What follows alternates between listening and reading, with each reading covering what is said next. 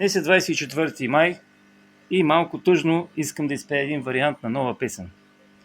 Върви, народе примирени, пред чужденци и бежанци, летяш към новите промени, забрави своите предци.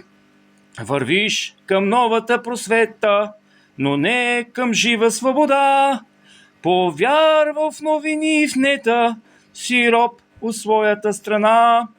Повярвал в новини и в нета, си роб у своята страна. Кажи, народе заблудени, дали си българин сега, щом чуждите са ти превзели и мисленето и духа.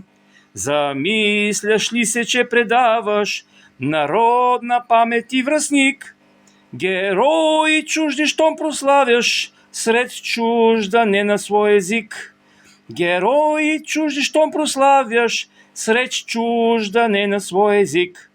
Но днес, народе променени, ти в робство, който бе велик, не искаш ти съединени да станем сила отборщик.